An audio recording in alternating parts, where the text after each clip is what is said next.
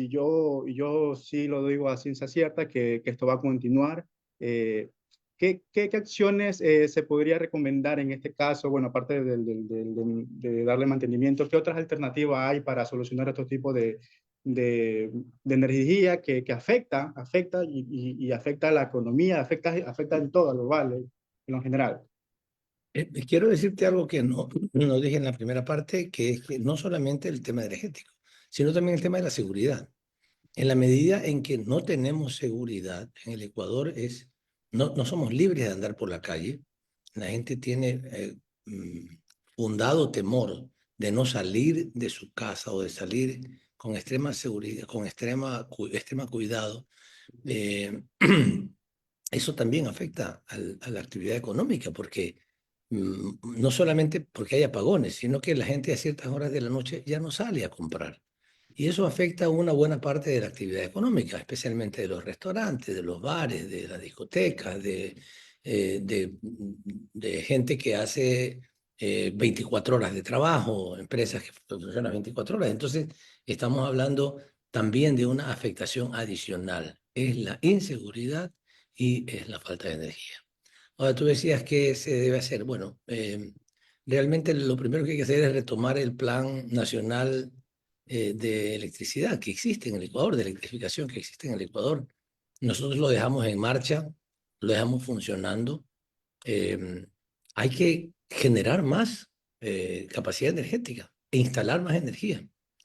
Eh, yo quiero recordar esto porque siempre es importante hacerlo. Cuando nosotros recibimos al Ecuador el gobierno de Rafael Correa, cuando el presidente Correa llegó a la presidencia, se habían generado en toda la historia ecuatoriana una capacidad de producción de electricidad de 4.500 megavatios, 4.500. En el gobierno de Rafael Correa se crearon 4.200 más. O sea, casi duplicamos lo que se había hecho en 10 años, casi duplicamos lo que se había hecho en toda la historia del Ecuador. Y en estos últimos 7 años solo han aumentado 112. 112. Nosotros en 10 años aumentamos 4.200. Lo que hay que hacer es inmediatamente construir mayor capacidad de producción energética. Eso es clave. Darle mantenimiento y repotenciación a las unidades termoeléctricas que existen en el Ecuador para que funcionen. Esta es la única manera de tener seguridad, porque tal vez para aquellos que no son expertos en el tema, yo tampoco lo soy, pero he aprendido sobre esto, cuando tú tienes una buena parte de la generación hidroeléctrica, eso es bueno en un país que tiene recursos hídricos, que tiene ríos, hay que aprovecharlos porque es la energía más barata, además una energía bastante limpia. Tienes que usar esas capacidades. Sin embargo, tienes que saber que hay una época seca. En esa época seca ahí tienes la reserva de las termoeléctricas, que no se produce la energía como consecuencia del embalse de las aguas de los ríos, sino que hay que echarle combustible a esa central para que haya energía. Esas dos cosas tienen que siempre ir de la mano.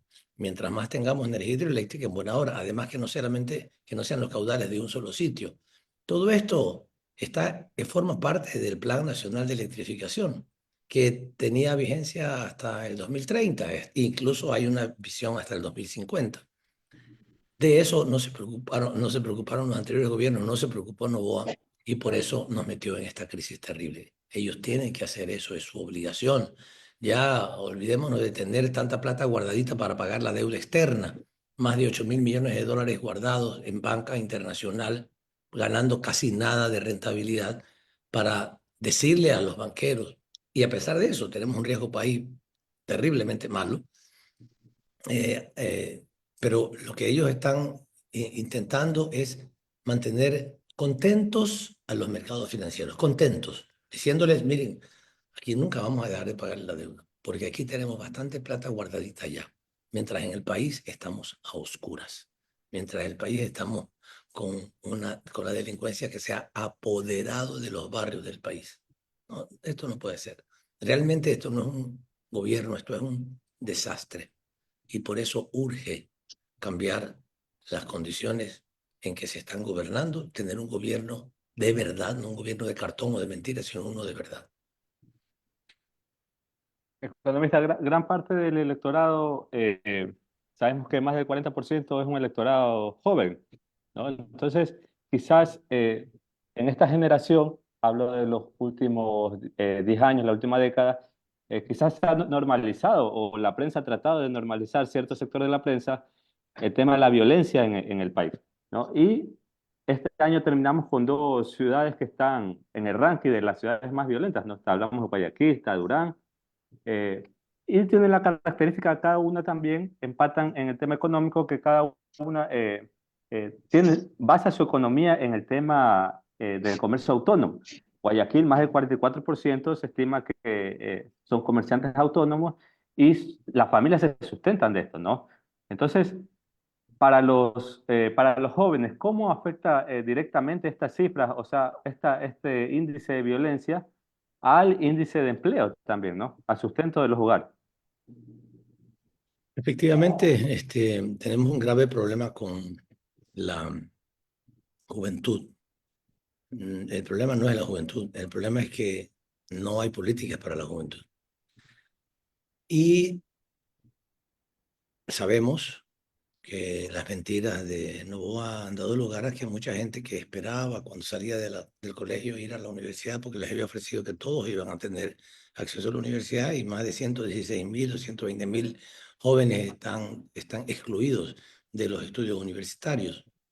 Pero además de eso, como consecuencia del deterioro de la economía, no hay plazas de empleo para que la gente vaya a trabajar, pero tampoco hay estímulo o crédito para emprendimiento. O sea, falta todo. Faltan todos los estímulos que un gobierno debe de dar a la sociedad para que la gente joven pueda entrar a laborar. Por Estimado eso Ricardo, nosotros, sí, Gonzalo. sí, estimado Ricardo, usted mencionaba el tema muy importante, el tema de la juventud, que bueno, no, de una u otra manera no tienen acceso al empleo y mucho menos al área de la educación. ¿Qué acciones recomendaría o sugiere en este caso para que puedan tener, qué políticas públicas impulsarían para poder que los jóvenes de una u otra manera tengan acceso a la educación superior? Sabemos muy bien y hay un número importante que hay que tenerlo en cuenta, que siquiera dos personas, dos jóvenes que salen de bachiller de 10 solo pueden entrar a la universidad y el resto, bueno, a intentar a buscar un empleo, pero si no tiene la experiencia, porque eso es lo que le dice la empresa privada, no tiene experiencia, pero ¿cómo voy a generar experiencia si no me da la oportunidad? Así es. Por eso es que el proyecto de la candidata nuestra, Luisa González, es de ampliar las posibilidades de trabajo para 50.000 jóvenes. Y el Estado pagará la mitad del sueldo de esos jóvenes que la empresa privada le permita su primer empleo, le favorezca con el primer empleo. Eso es mucha gente. Estamos hablando de 50.000 jóvenes que van a beneficiar también a sus familias, que se van a beneficiar ellos, que seguramente van a poder con eso hacer muchas actividades, como comprar libros, como entrar tal vez a alguna escuela particular, o para ir a la universidad pública, pero vas a tener para desarrollar, para pagar los costos que necesitas cubrir. Eh, Eso es fundamental, o sea, estamos hablando de una juventud que no tiene acceso al trabajo, y que si no tiene acceso al trabajo, que convierten primero que en una carga para su familia, pero por otro lado también se generan condiciones para que los chicos busquen otras maneras de llevar adelante su energía, su capacidad. Lamentablemente, en algunos casos caen en las manos de la delincuencia, del narcotráfico. Ustedes deben saber que la mayor parte de personas que son asesinadas en el Ecuador en los últimos años son de la población joven, de 16 años hasta los 24 años. La mayor parte de las personas asesinadas en donde se han producido homicidios es porque están involucrándose en actividades ilegales. Pero las condiciones, yo no justifico, por supuesto, a nadie que lo haga por las condiciones económicas, pero las condiciones económicas son un caldo de cultivo para eso. Por eso el proyecto de 50.000 nuevos empleos a los que el Estado pague el 50% del salario de esos jóvenes trabajadores es fundamental. Y tiene que ver con ¿Por lo qué que tú tiempo, decías, estimado Ricardo? por un año.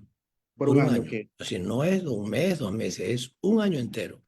Mira, eso le va a permitir a los chicos cuando terminen, a las chicas cuando terminen esa actividad, les va a permitir poner en su currículum, tuve la experiencia en una empresa y puedo tener la referencia de esa empresa, puedo poner el nombre del gerente, del dueño que me permitió desarrollar mi trabajo, aunque yo no tenía experiencia. Pero ese estímulo que da el Estado favorece la actividad productiva, favorece el empleo de 50.000 jóvenes, que es lo que queremos hacer. Más allá de eso, también hay que decir algo. Un joven puede terminar ese año de subsidio que el Estado pone y posiblemente se quede trabajando en la empresa. No sería raro que muchos empresarios le digan a ese joven, mira, la verdad es que has hecho bien las cosas, yo necesito crecer un poco más de la compañía y me ha gustado lo que has hecho, sigue adelante. O sea, a algunos les servirá si es que no pueden seguir adelante porque la empresa no los puede contratar más. Sin el subsidio del Estado, pues les servirá para tener en su currículum y para saber que ya tienen una experiencia laboral. Pero a otros les puede servir para seguir trabajando de largo en su vida. A lo mejor se quedarán ahí mucho tiempo. Eso de por sí ya es importante. Pero también hay otras alternativas que estamos planteando en el proyecto de gobierno de Luisa González, que es el crédito para proyectos productivos de jóvenes. Un crédito de $5.000 para proyectos individuales, para planes de trabajo individuales, para planes de negocio individuales y hasta de 25.000 si se trata de 5 jóvenes que se asocian para poner un negocio, cualesquiera que fuera, productivo, de servicios, lo que sea. Eso también, estamos hablando de una tasa de interés del 7.5%, que es una tasa de interés razonable, no es la que cobran los bancos del 16, 18 o quién sabe más. Y eso permitirá también que mucha gente joven que no quiere tal vez o que no alcanza en el cupo que se tiene a integrarse de manera remunerada al trabajo en empresas, pueda desarrollar sus propias iniciativas de todo tipo. Hay muchísima gente que está estudiando tecnología, que está estudiando software, que está estudiando robótica, que tiene experiencia. Hay muchos concursos que han sido ganados por ecuatorianos. Pueden impulsar, pueden desarrollar sus prototipos o sus iniciativas productivas a través de esto. El gobierno de Luisa González lo que va a dar es oportunidades de trabajo para la gente. Eso es fundamental y especialmente para los jóvenes. Bueno, y más Ricardo, ahí me recuerda lo que mencionaba el economista Tomás Piketty, también él menciona sobre la polarización precisamente de los extractos socioeconómicos en la sociedad, ¿no? Entonces, y eso es lo que se está viviendo actualmente en el Ecuador. ¿Cuál es la diferencia? Porque parece ser que la gente no tiene claro un poco la diferencia entre gobernar con las medidas que usted ha mencionado, con las medidas económicas de la distribución, de la mejor redistribución del capital, y como lo están gobernando ahora, ¿no? Y también cuál es la diferencia de proponer medidas sociales en el eje social para la seguridad y no solo proponer, como cotidianamente se lo dice, proponer represión, proponer bala, ¿no? Que eso es lo que nos han propuesto. Un poquito ahí desmenuzado para la gente, para entender cuál es la diferencia de la propuesta, de lo que está proponiendo actualmente el gobierno, que es la represión de los militares, y todo el mundo conoce el caso de los 4 de Guayaquil, a lo que se propuso ya en su momento en el gobierno de la Revolución Ciudadana, y se logró ser el segundo país más seguro de Latinoamérica, pues, ¿no? Bueno, mira, logramos ser el segundo país más seguro de Latinoamérica porque tomamos medidas institucionales, organizativas, de participación ciudadana, de mejoramiento en la calidad de los servidores policiales, en la integración o en la coordinación entre la policía, los servicios de inteligencia, las Fuerzas Armadas, la salud pública, etcétera. Cuando hicimos ese nivel de integración, cuando construimos los locales del ECO 911 para tener pantallas de toda la ciudad o de la provincia y poder advertir dónde estaban los focos más de mayor peligro y poder atender inmediatamente las llamadas de emergencia para hacer los patrullajes adecuados. Todo eso se hizo y son medidas preventivas. Otra más también es importante, se tuvo el Consejo de Seguridad del Estado, se tuvo consejos provinciales de seguridad, se establecía un vínculo entre, pobladores y policías a través de las unidades de policía comunitaria, por eso se llamaban unidades de policía comunitaria, porque estaban vinculadas con la comunidad. Existían botones de pánico, existían chats entre la ciudadanía de los barrios y los policías. Todo eso, más allá de algunas reformas importantes en el sector de la justicia, para que no estuvieran tan represados los juicios, salieran adecuadamente y no tuviéramos miles de presos porque los juicios quedaban estancados, o tampoco para que evitar que salieran las personas de la cárcel a pesar de que claramente habían cometido delitos. Todo eso que se hizo, a eso hay que sumar también los recursos entregados para la represión, que también hay que reprimir el delito. Pero mira, todas estas cosas que yo te he dicho antes no tienen que ver con la represión del delito, sino con la prevención del delito. A eso le sumamos la cultura, el deporte, las actividades. Había mucho más acceso a la educación y por tanto había menos caldo de cultivo para que gente joven pudiera meterse en actividades delictivas. Todo eso es prevención, organización, planificación, institucionalidad. Y además de eso, por supuesto, suficientes recursos para la policía, suficientes recursos para... Mejoramos mucho los salarios de los policías, mejoramos también el financiamiento. Estamos hablando de muchos recursos que se usaron para comprar vehículos, para comprar equipos, para comprar comunicación, para mejorar los servicios de inteligencia.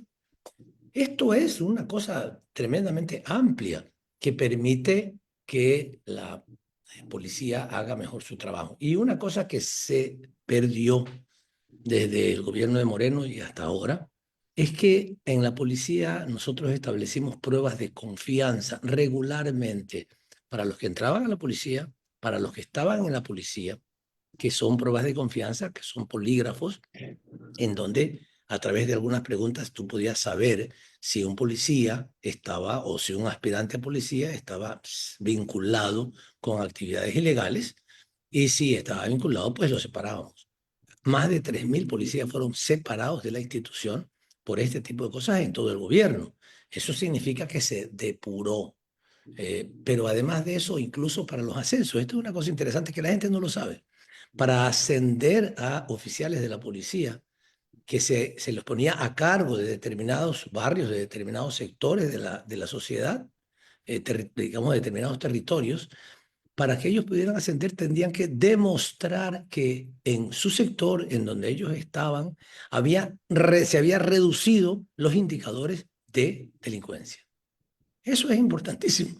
Y no es una cosa burocrática, no, tú pasas 3 años en la policía y ya porque pasaste 3 años te ascienden, no. Tienes que tener resultados. Todo esto es lo que dio lugar a que en el Ecuador tuviéramos mejor seguridad. Y eso es importante que la gente lo sepa, porque no es una cuestión de soplar y hacer botellas, es un trabajo enorme que lideró Rafael Correa y que permitió que existiera en el Ecuador la seguridad que existía y que se la han feriado estos 3 gobiernos, y especialmente el de Noboa se la ha feriado. Nada más que el último, el de Noboa, no solamente se la ferió, sino que además de eso construyó todo un show, una alaraca de cosas para hacer creer que estaba luchando contra la delincuencia, cuando en la realidad lo que hizo fue prácticamente nada. La delincuencia sigue tan campante. Los asesinatos, las vacunas, las extorsiones, los secuestros. Aprovecho la ocasión para a nuestros seguidores poder comentar o dejar sus preguntas también, y permito informar algunos comentarios de nuestros seguidores. Wendy Luces dice: saludos, estimado Ricardo, excelente espacio para que la ciudadanía sea informada. Saludos, Wendy. También nos escribe Patricio: con Luis y Ricardo vamos a revivir Ecuador. Consuemari Bowen dice, vamos a reiniciar el Ecuador con Ricardo Patiño. Abraham García, Ricardo, saludos para los jóvenes campesinos, no tiene condiciones de trabajo en su propio lugar. Antonella Chamba, excelente propuesta productiva para el tema de los jóvenes. Bueno, Amelia también, felicitaciones. Una pregunta de peso para el tema de la juventud. También saludos a los quienes están sintonizando en este momento en entrevista con candidato a la Asamblea por Guayas, Distrito 1, Ricardo Patiño. Me gustaría al comentario de Abraham García para el tema de los jóvenes campesinos que no tienen condiciones para en su propio lugar, pues no tienen condiciones de trabajo. ¿Qué acciones implementaría, estimado Ricardo? Mira, hay una serie de propuestas que ha presentado Luisa para el sector agrario. Hay cosas que también caen por su propio peso. Yo creo que nosotros no solamente que reactivamos los silos para los agricultores, que es en el caso de la costa particularmente es tremendamente importante, porque estamos hablando de silos para comprar la producción en el momento en que sale la cosecha, que es cuando los campesinos deberían estar más contentos, que bueno, salió la cosecha, voy a venderla, pero como sale toda junta, toda a la vez, en la medida en que la oferta se hace muy grande y se hace más grande que la demanda del momento, los precios caen. Entonces, ¿qué es lo que hay que hacer? ¿Qué es lo que tiene que hacer un gobierno responsable, que ame a su pueblo? Bueno, cómprele, guárdelo en los silos y luego véndalo paulatinamente para que ese momento, digamos, de shock del mercado con una salida muy grande, con un ingreso tan grande de productos a la oferta, no afecte los precios, los compra a un precio de sustentación razonable que permita una ganancia razonable de los agricultores y lo guarda. Esos silos se convirtieron en lo que nosotros llamamos la Unidad Nacional de Almacenamiento para que el Estado pudiera ayudar a controlar el flujo del mercado. Pues se acabó la una con los gobiernos, con estos tres gobiernos. La destruyeron. Dejaron botados los silos, ni siquiera funcionan, ni siquiera por lo menos se lo hubieran vendido al sector privado. No, ahí están botados, como muchas otras cosas que han dejado botadas. Eso vamos a reactivar. Vamos a reactivar esos silos y vamos a reactivar la Unidad Nacional de Almacenamiento. Otro de los problemas que tienen los campesinos que se tienen en el campo es el tema de, especialmente quienes no tienen suficiente tecnología, con un aumento muy grande de la pluviosidad, pueden sus productos dañarse, o cuando hay mucha sequía también pueden perderlo, o cuando hay plagas pueden perderlo. Y es súper importante en el campo, en donde hay mucho riesgo en la actividad productiva, mucho más riesgo que en la industria. La industria está controlada, está cerrado, está en edificios, en lugares que están totalmente controlados, es más difícil que se dañen los productos. Pero en el campo sí es posible porque están, digamos, con la naturaleza, al aire libre. Entonces se establece, nosotros queremos establecer, y eso es el planteamiento de Luisa, que el Estado subsidie en un 60% las pólizas de seguro del campo. Eso es tremendamente útil para los campesinos, que puedan tener un seguro, que puedan contratar un seguro, el Estado les subsidia el 60% y ellos saben que si el producto no llega a salir bien, si se llega a dañar, tienen la recuperación de lo que ellos invirtieron. Y también el 30% del subsidio en kits agrícolas que los campesinos usan mucho. Por otro lado, se plantea la condonación de deudas hasta $10,000 para los campesinos que, como consecuencia de la pandemia, no pudieron desarrollar la actividad. Les fue mal y están necesitando apoyo del Estado. Estas son algunas de los planteamientos que hay. Ahora, para los jóvenes particularmente, se ha planteado también en el proyecto de Luisa González la posibilidad no la posibilidad, la realidad de llevar adelante una universidad tecnológica que tenga un procedimiento virtual o híbrido y que permita a muchos jóvenes acceder a los estudios, aunque no puedan ir regularmente a la universidad. Esto va a permitir ampliar de manera significativa la oferta educativa de nuestro país y particularmente de gente que está en el campo también. A toda nuestra audiencia que nos está sintonizando ahorita, recordarles que esta entrevista quedará grabada en la página de Sin Límites para que compartan, para que repliquen el mensaje, en este caso del candidato Ricardo Patiño. Para ir concluyendo la entrevista, Ricardo, un poco mandarles el mensaje a la juventud, a los obreros, a toda la gente que sale a buscarse el pan diariamente, ¿no? Desde su punto de vista económico, que ha aportado mucho, le agradecemos por esa claridad económica y en el tema de seguridad también. ¿Por qué dejarles un mensaje final, ¿no? ¿Por qué debería votar la ciudadanía, sobre todo del Distrito 1, ¿no? Que es un distrito muy conflictivo, si se puede decir así, en Guayaquil, un distrito muy abandonado, que ha sufrido mucho con algunos de los gobiernos que nos han tocado? Entonces, ¿por qué deberían ellos votar, darles el voto a la Revolución Ciudadana? Mira, hemos tenido tres amargas experiencias. Primero la de un traidor, luego la de un banquero y luego la de un heredero. Estos tres han hecho la misma política. Es una política que se llama neoliberal, que profesa la disminución del aparato del Estado, que profesa la reducción de los derechos de las personas. Nosotros hicimos una constitución de derechos y ellos plantean que no, que las personas no tienen derechos, que se las ganen, que se las ganen. Y en una sociedad tan desigual, si tú le dices tú pones en una carrera a una persona que está bien alimentada, que toda su vida ha tenido suficiente comida, ha vivido en condiciones muy positivas, que ha tenido capacidad de hacer ejercicio, que disfruta de una vida sana y que tiene papa pues, para vivir, y lo pones a correr con una persona que ha sufrido desnutrición, que le ha ido, que no ha podido vivir bien, que no ha podido tener acceso a una educación adecuada, que no ha podido entrenar en el deporte, y los pones a competir, el uno va a destrozar al otro. Y esto es lo que los gobiernos neoliberales plantean, que las grandes empresas, que traten de igual a igual, dicen, no, que el trabajador vaya a una empresa y se ponga a discutir sobre su salario. ¿Qué trabajador se pone a discutir sobre su salario con una empresa? Solamente cuando hay un sindicato. Y de todas maneras hay condiciones de desigualdad, porque el trabajador no puede despedir al empleador, el empleador sí puede despedir al trabajador cuando reclama sus derechos. Pero esa situación es la que ha vivido el Ecuador en los últimos tres gobiernos, de gobiernos neoliberales que han desbaratado los derechos de los trabajadores, los derechos de la población en general, le han quitado el bono a la gente, han disminuido la capacidad de adquisición del salario, han disminuido los derechos, la protección de los derechos de los trabajadores, no han atendido y apoyado a los comerciantes minoristas, con excepción de algunos gobiernos de la Revolución Ciudadana, algunos gobiernos locales que sí lo han hecho.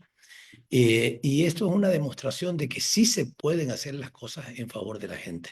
Lo que nosotros le pedimos a las ecuatorianas y a los ecuatorianos es que renueven la confianza en sí mismos y también en un partido político que demostró que sabe gobernar para la gente, que sabe gobernar para todos, pero especialmente para los más excluidos. Porque la mejor manera de que todos estemos bien es que no haya pobreza. La mejor manera de que todos estemos bien es que haya el mayor nivel de igualdad en la población, porque eso nos va a permitir incluso a la gente rica no estarse preocupando de que le vayan a robar, porque las condiciones han mejorado. Y para eso se necesita un gobierno que piense en el bienestar común. El gobierno de la Revolución Ciudadana piensa en el bienestar común. No lo decimos como una oferta de campaña, lo hemos hecho y lo hemos demostrado. Tenemos equipo, tenemos capacidad, tenemos experiencia, tenemos voluntad y tenemos valentía.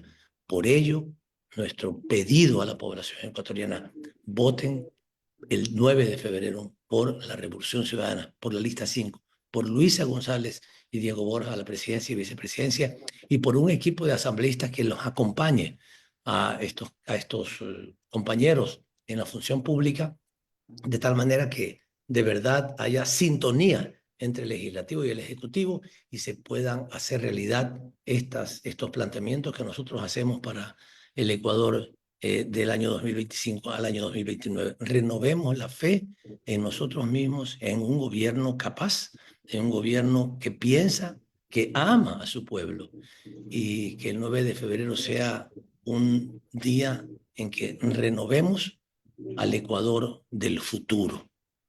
Gracias por esa confianza que puedan tener en nosotros, y estoy convencido de que si así es, iniciaremos otra vez el rumbo de desarrollo que el Ecuador tuvo durante 10 años y haremos realidad la consigna de revivir al Ecuador con un gobierno de verdad.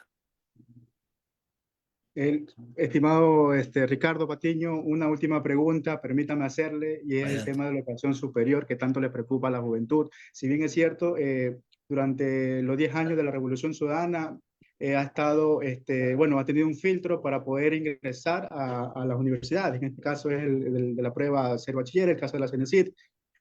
Bueno, después se ha venido, lo eliminaron, por decirlo así. Hoy en día ingresan a estudiar jóvenes que, bueno, que tienen palanca, que entran por otro lado, otro medio, y se vuelve comercializado esta parte. ¿Qué acciones implementaría en este caso en el gobierno de la Revolución Ciudadana para poder erradicar esta situación y que pueda volver a tener una educación de calidad para todos y todas? Bueno, primero la propuesta es ampliar la oferta educativa. Luisa lo ha dicho para la Universidad de Guayaquil, por ejemplo, ella ha dicho que vamos a aumentar el presupuesto para que haya 10.000 nuevas plazas para estudiantes en la Universidad de Guayaquil, 10.000 nuevas. Pero además de eso, en términos generales, la idea es de que todos los estudiantes que terminan su escuela, su colegio, su secundaria, puedan entrar inmediatamente a un a un periodo, perdón, de adaptación a la universidad de 6 meses, a efectos de que la gente tenga más opción de entrar a la universidad a través de los exámenes de ingreso, porque tampoco es conveniente que, a pesar de no estar en posibilidad de entrar a la universidad o a los institutos tecnológicos superiores que también se van a construir, que la gente pueda entrar solamente así. Si hay que hacer una adaptación, pues sabemos que los niveles de los colegios no son iguales y es importante que haya un mínimo de condiciones para entrar a la universidad. La idea es entonces, básicamente, las ideas son dos. Uno, ampliar la oferta educativa. Ya para la Universidad de Guayaquil están planteados aumentar el presupuesto para que haya 10.000 vacantes adicionales para entrar a la universidad. Y por otro lado, también llevar adelante un proceso de adaptación al estudio universitario para todos los estudiantes que terminen la secundaria, de tal manera que de verdad se pueda garantizar a los estudiantes que cuando terminen el colegio puedan entrar o a la universidad tradicional o a institutos tecnológicos. Perfecto, estuvo con nosotros el candidato a la Asamblea por Guayas, Distrito 1 de la Revolución Ciudadana, Ricardo Patiño. Agradecemos infinitamente por la oportunidad de poderlo entrevistar, estimado candidato. Gracias por la apertura. Muchas gracias, Gonzalo, y muchas gracias, Camilo. Gracias a todos. Nos vemos en una próxima oportunidad. Gracias.